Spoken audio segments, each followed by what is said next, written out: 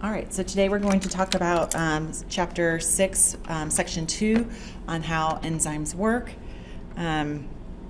We talked on the last video about what an enzyme was, how it's a protein that's used to undergo chemistry, and now we're going to talk about how enzymes are able to perform these reactions at a higher rate than without the presence of an enzyme. All right, so the first thing we need to do is talk a little bit about some terminology, just like we did when we talked about proteins and their binding sites. Now we need to define these two terms, substrate and active site. A substrate is just a molecule that's acted upon by an enzyme. Essentially, it's just a ligand for an enzyme. So it's the molecule that's converted to product. Oops.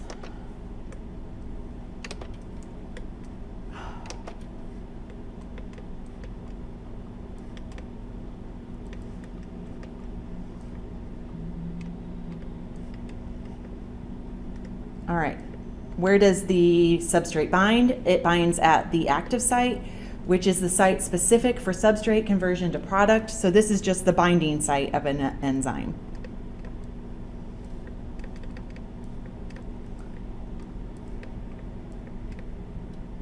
So there's two modes of binding, or two theories surrounding binding of a substrate to its active site. And we'll talk about these in a little bit more detail in a few minutes. But there's two, like I said, theories. The first is that of a lock and key theory, where the substrate and active site have exact complementarity, where the substrate fits the active site much like a key fits in a lock. So substrate fits exactly into enzyme active site.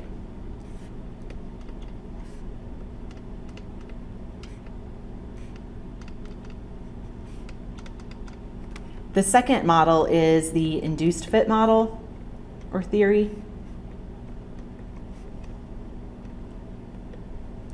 This theory is such that the substrate and the active site of your enzyme aren't exactly complementary, but that the active site looks more like what we'll term the transition state, and it undergoes conformational changes in order to bind substrate. So the active site undergoes conformational changes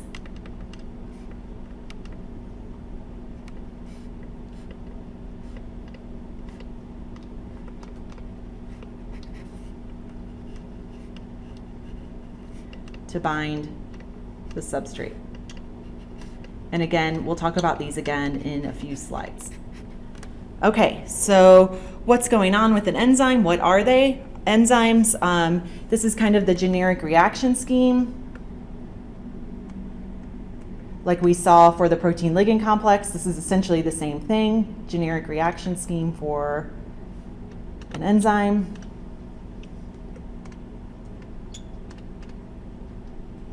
Where you have your enzyme plus your substrate, which is the same as your protein, plus your ligand, makes an intermediate, an enzyme substrate complex, or intermediate, which then forms your enzyme and your product. All right, so again, enzymes do not affect the equilibrium of a reaction. We talked about this in the last presentation. This is important.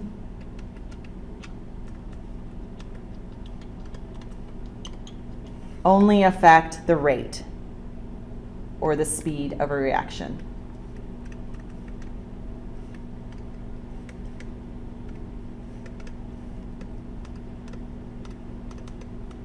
All right, remember the equilibrium of a reaction or the spontaneity of a reaction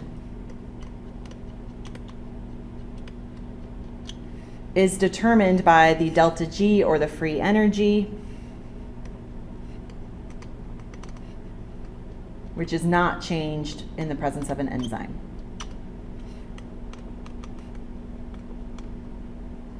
Okay, just how quickly you reach spontaneity or not. Okay, So here we have a reaction coordinate diagram. That's what this figure down here is showing. Reaction coordinate diagram. And there's just a few terms that I want to talk about. The first are termed the ground state. So number one is identifying the ground state. This is the starting point of the reaction. And remember, we can look at reactions either in the forward or the reverse direction. So it can be either the reactants or the products.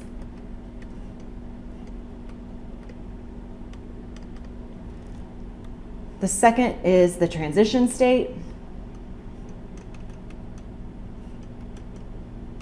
The transition state is always represented by the highest point of free energy on the reaction coordinate diagram here, too. So highest amount of free energy required.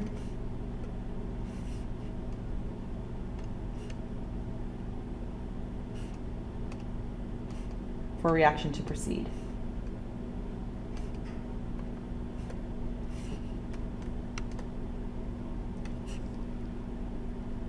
So this is an unstable compound with high energy, and it's somewhere between the substrate and the reactant. Or sorry, substrate and the products of the reaction. Okay, so remember, the delta G can be determined, so the overall free energy of the reaction can be determined. So can determine delta G of reaction by looking at the Gibbs free energy of the products and subtracting it from the Gibbs free energy of the reactants. We know that if it's a negative value, it's favorable. If it's a positive value, it's non-spontaneous, so it's unfavorable. So this reaction overall would be favorable,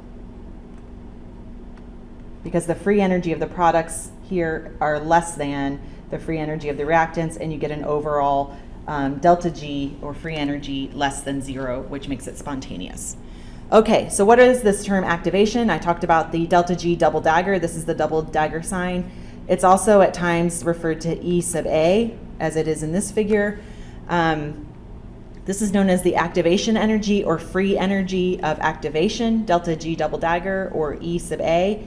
This is actually the transition state energy minus the ground state free energy. All right, this is important, the greater the value of your activation energy, the slower the reaction, because it's going to require more energy and therefore more time in order to have enough energy to overgo this apex in order to go to substrate conversion to products. So again, the higher the activation energy, the slower the reaction rate. Okay. So let's look and see how this reaction coordinate diagram changes in the presence of a catalyst. So the catalyst, again, doesn't affect just free energy, delta G. This is important that you know this. And it's important that you not just know the symbols, but that you know what the symbols represent. Doesn't affect just free energy, doesn't affect free energy, delta G, but activation energy.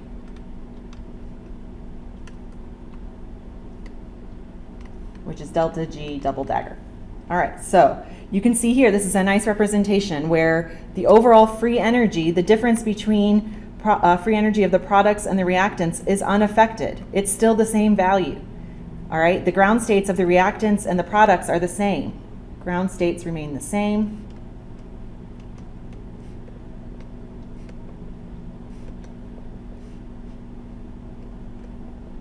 All right, so for this reaction, it's still favorable, even with an enzyme.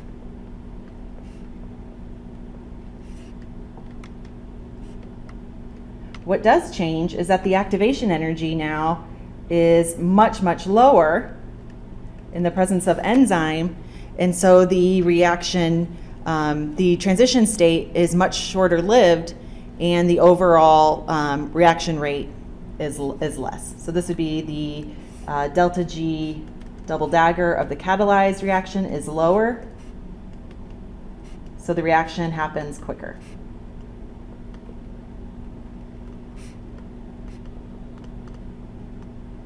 Sorry, not quizzer.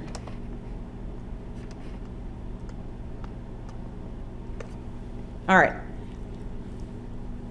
So in order to get the change in free energy as a result of the catalyst, you take the difference in free energy from the uncatalyzed reaction and subtract it from the free energy of the catalyzed reaction. And this is just the change in activation energy in the presence of a catalyst.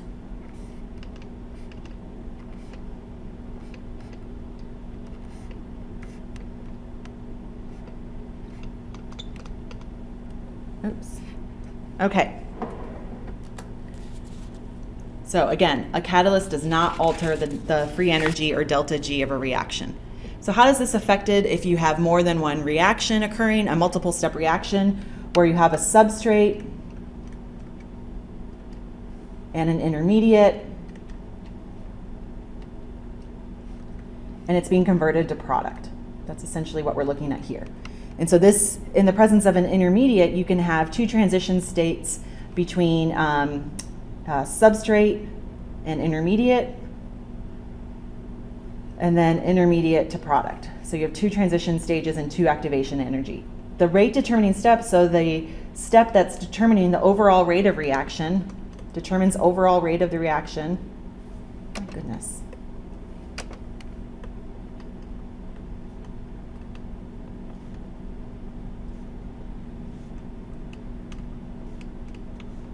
Is the step in the reaction with the highest transition state energy.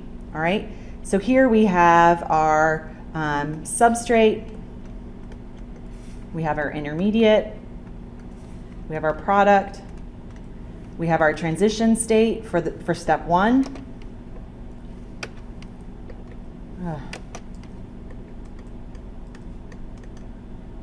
And our transition state for step two.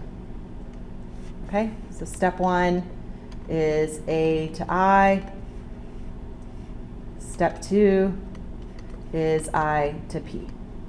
Okay, so again, the transition states A double dagger and I double dagger are the transition states that are short-lived.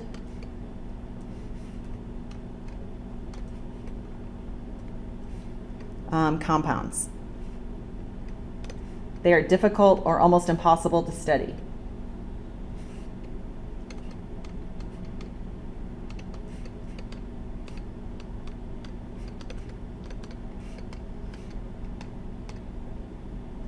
Okay? An intermediate shown here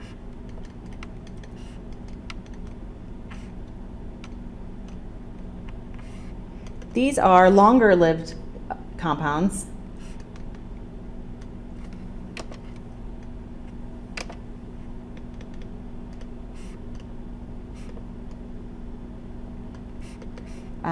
That are somewhat stable and can be studied biochemically.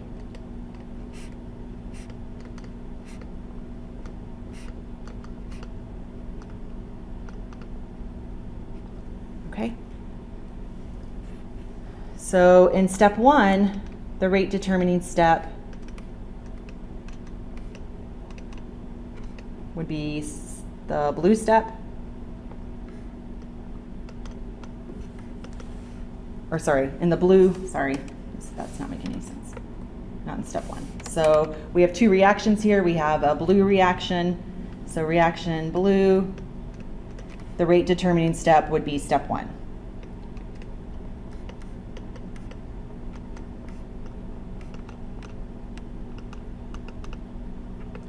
In the red reaction, the second step, step two, the conversion of intermediate to product, is rate determining because it has a higher transition state. Okay? All right. So students often, let's do this question first. So which reaction coordinate diagram represents a spontaneous reaction in the reverse direction?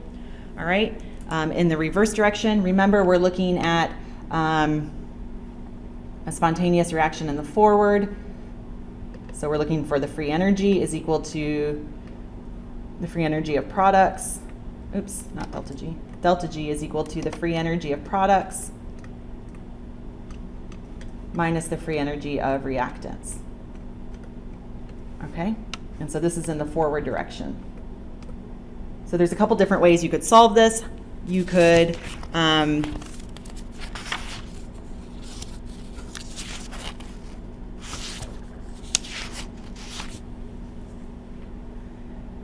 solve for the forward direction and determine which is positive and then reverse it.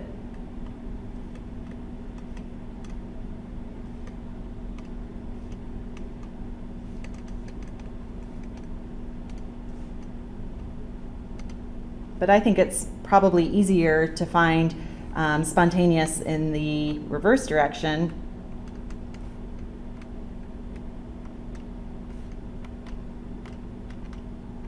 To be equal to the delta G, or the Gibbs free energy of the reactants, minus the Gibbs free energy of the products.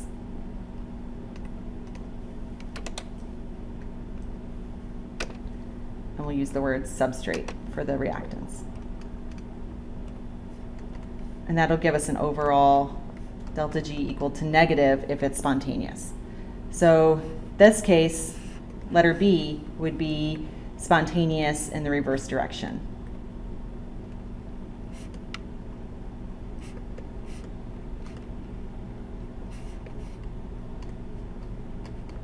All right, so make sure you understand how to draw reaction coordinate diagrams and what they look like, forward, reverse direction, and then equilibrium, right, would be your free energy, reaction progress.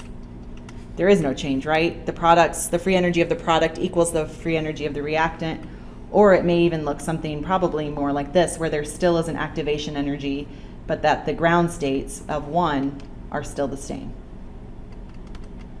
Okay, this would be at equilibrium.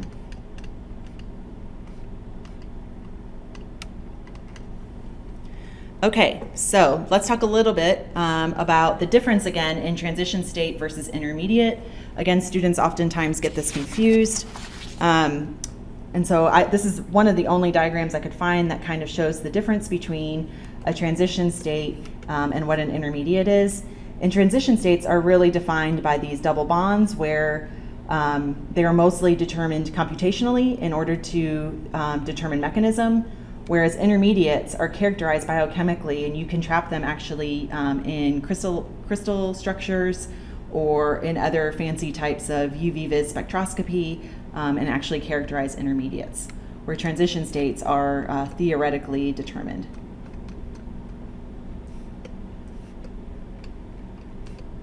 To justify the mechanism.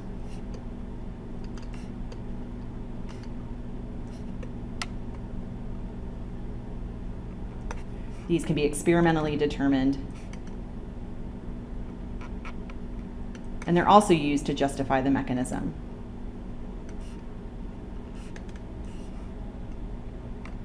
And we'll talk about mechanism on Monday.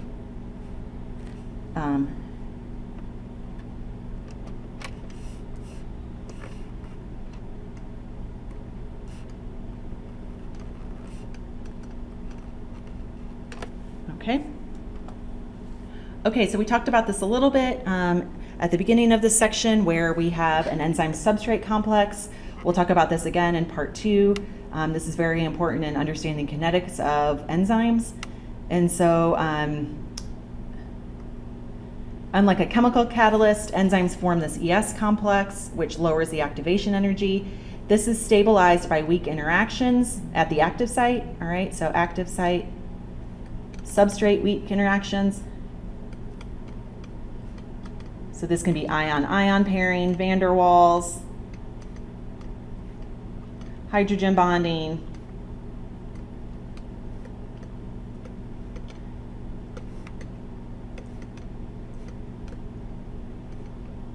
All right, any type of weak interactions that we've talked about. All right, this is optimized in the transition state.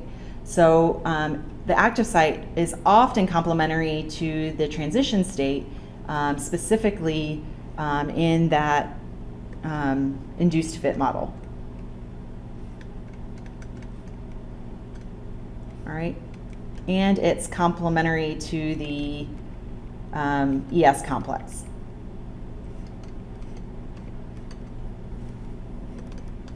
So let's talk. Okay, so the induced fit, like I said, is complementary to the ES complex. Okay, so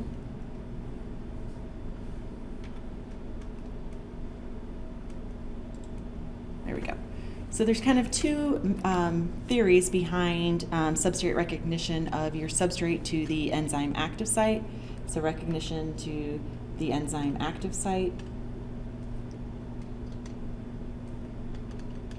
The first is the lock and key, where the substrate behaves as the key.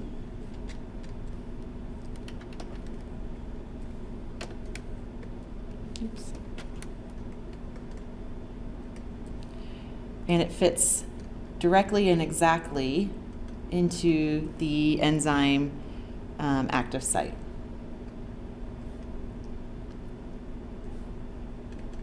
Which behaves as the key. So this is an exact fit.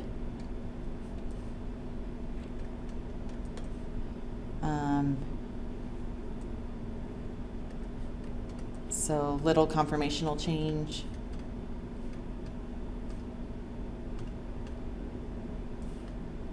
Upon binding.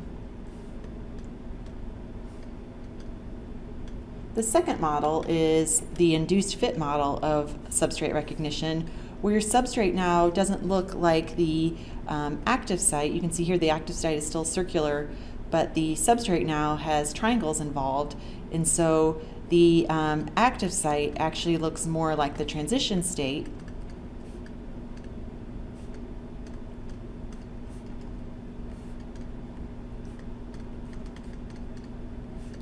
And must undergo conformational changes in order to accommodate substrate binding.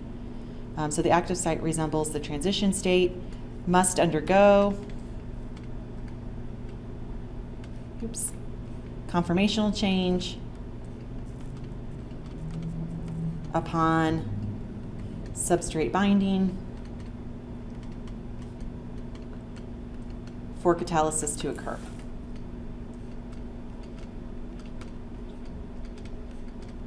So students often ask me, which is the right theory, the lock and key or the induced fit?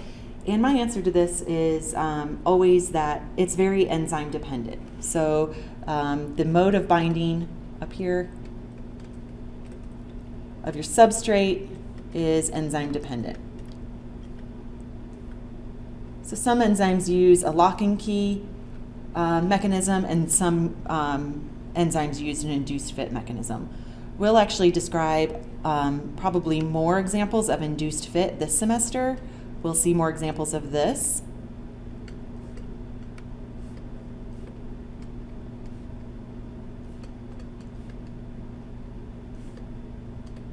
So I guess in the context of this class, the induced fit model is more common, all right? But it's undergoing a conformational change. Remember, conformation is not as the movement of atoms or molecules and not breaking bonds. Okay, so let's get back to this induced fit model where I stated that the active site is actually resembling the transition state instead of the substrate itself, all right? And this is a figure from your textbook kind of representing this theory in a different way, where the active site of your enzyme is resembling a transition state, in this case, a stick that's bent, compared to a metal stick, which is your substrate. So this, like I said, this is an example from your textbook. I don't have the figure number off the top of my head written down, sorry, but it's an example of an enzyme known as stickase. So the stickase reaction is shown here in A with no enzyme. So the reaction is to take a stick, which is a metal stick, which is your substrate, bend it and break it. So your product is the broken stick. All right. Remember, the reaction coordinate diagram will still be the same. Here you have your free energy. Here you have your reaction. So you will still have, let's say it's favorable, you'll still have your substrate, your product, and some activation energy that's required. So you'll have a transition state, that bent stick, which has some activation energy barrier to overcome. All right, the same thing will happen. Let's look at in the lock and key mechanism, where your enzyme now is, your enzyme active site now favors the substrate.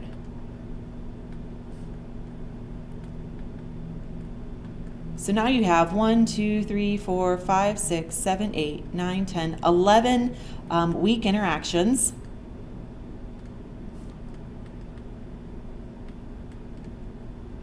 That are going to be required to overcome in order to get your products. And so it's very likely that your activation energy will not change, substrate product, will not change with this enzyme, because the number of forces is so high when your substrate and enzyme active site look the same in this example, that the activation energy just isn't lowered. So your rate would be the same as uncatalyzed.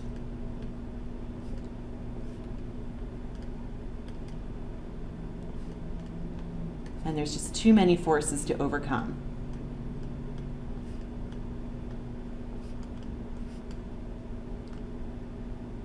Okay, now we have the example where we have, instead of our active site of our enzyme looking like the substrate, it's going to look like the transition state. So the enzyme active site is actually bent like our transition state shown here. And we still have the same number of interactions at our enzyme active site. We still have 1, 2, 3, 4, 5, 6, 7, 8, 9, 10, 11.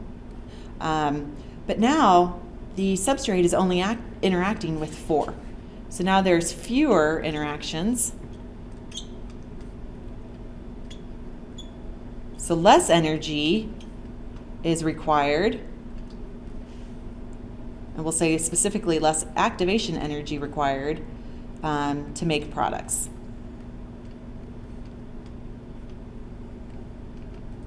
So the activation energy to go from step 1 to step 2 is much less, because the active site is complementary to the transition state, which is this bent stick. All right, so now instead of looking like something like this, sorry, this is so horrible, in this complementary diagram or model, now we have an enzyme activation energy that looks more like this, because we have fewer interactions, lower activation energy because we have fewer interactions to disturb, and rate is increased. All right, so that's, I think, a great illustration of really why this induced fit model came about in the first place. All right, so this example supports the induced fit model for substrate binding.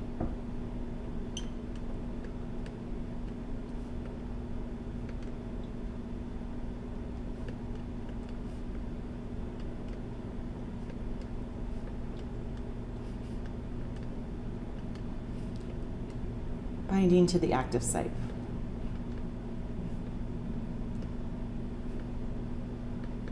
Okay, so what type of interactions are occurring whether we go with, a lock and key mechanism over here or an induced fit? What are these 11 weak interactions we're talking about?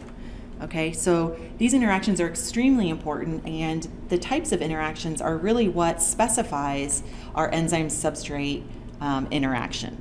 And so we'll see, especially when we start talking about enzyme kinetics, that some enzymes are extremely specific and picky when they decide what substrate to act upon. And that's kind of what this actonitase, I believe that's what this is, enzyme. This is found in the Krebs cycle. And so this particular enzyme will act only on one isomer and not the other. Remember DNL when we talked about in regards to amino acids? And so some enzymes will be particularly picky when and only reacting either the D isomer or the L isomer in order to give you extremely stereospecific. So in this example down here, this is this PEG board down here is an example of your enzyme active site. And up here is your substrate, your amino acid substrate, or I think it's, I forgot off the top of my head what it is, but your substrate. And you can see that the triangle will only accept the triangle, the circle will only accept the circle, the rectangle will only accept the circle, and that in this particular enzyme, this green rectangle is what's converted. And the substrate active site, this actinase active site, orients it such that the area that is converted is exposed and ready for the chemistry to occur. But in the, let's say the L isomer, now everything is shifted, so the orientation is different. Orientation to the active site is skewed and no reaction will occur. And in fact, substrate won't bind.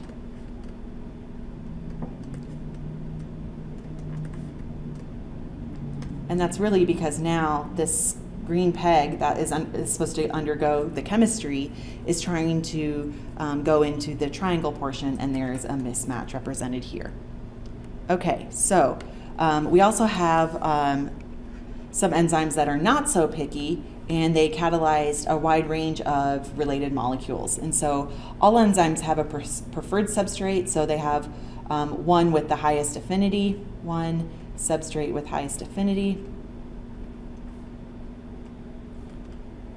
But that doesn't mean that they'll be able to not convert others, so other substrates can still bind. So I always use the example in my postdoc, I worked on an enzyme methane monooxygenase. Other substrates can bind, hold on, I can't talk and walk at the same time. Other substrates can bind with lower affinity. So in my postdoc, I worked on an enzyme that converted methane to methanol, but it could also bind ethane or propane and make ethanol or propanol. So it converted small alkane molecules and made small alcohols. But it still preferred methane, and it still did the reaction with methane to the highest conversion. Okay, so that was an example of a non-specific enzyme.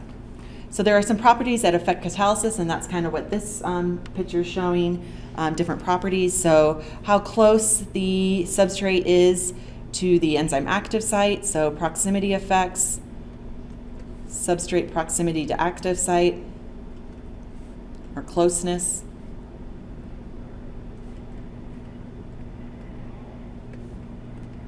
Other effects are the proper orientation.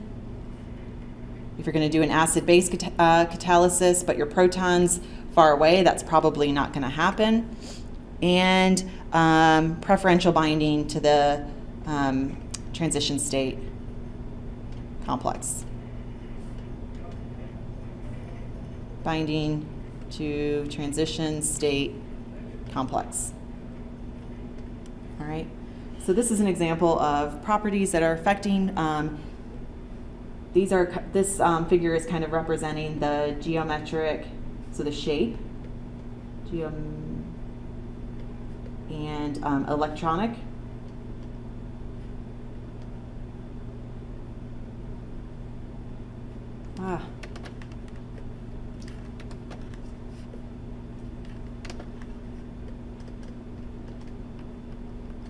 Complementarity.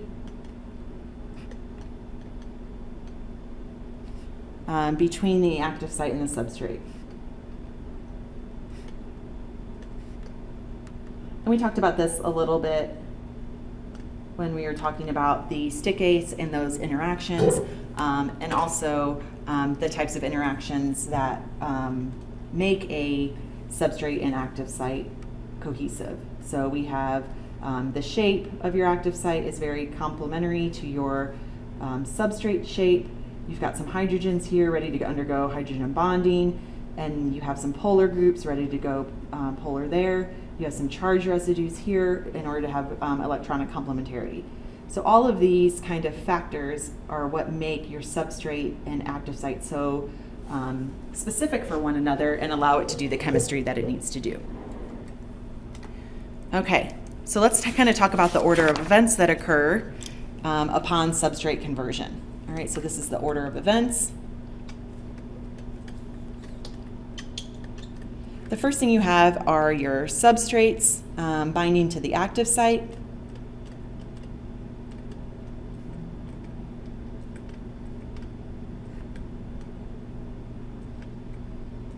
Okay. Upon binding, they're held in the active site by weak interactions. So 2.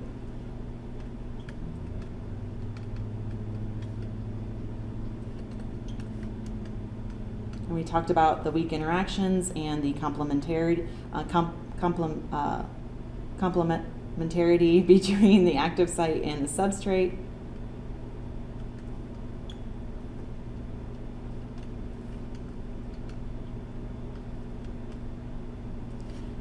All right, we then have the active site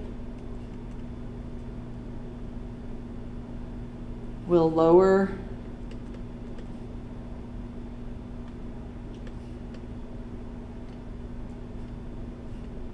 the activation energy in order to speed the reaction. And we talked about what that would look like in a reaction coordinate diagram. It would lower the activation energy, but not change the overall free energy. The substrate is then converted to products.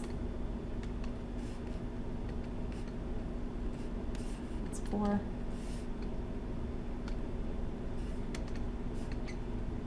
And then the products are released.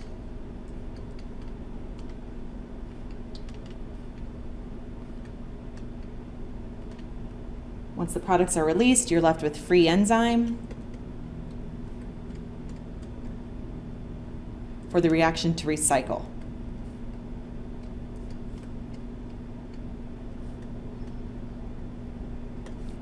So the reaction is recycled. Okay. All right, so that's kind of the order of events that's occurring based off of all the information that we've talked about. Okay, so after the exam, we'll start talking a little bit about the different types of catalytic mechanisms. There's 3 that we're going to talk about in this class, referred to as acid-base catalysts, covalent or nucleophilic catalyst, and metal ion-assisted catalysis. We'll talk about each of these in their descriptions in detail, and then go through examples of each 3 of them as well. There is examples of these in your homework. Please don't attempt to do the mechanistic homework problems until we've talked about it in class. Again, we'll talk about these on Monday. I might have said Wednesday, but we'll talk about them on Monday and do our review sheet, or if we run out of time, we'll do the review sheet that will count as your quiz on Wednesday. Okay, thanks a lot. I'll see you guys on Friday for the exam.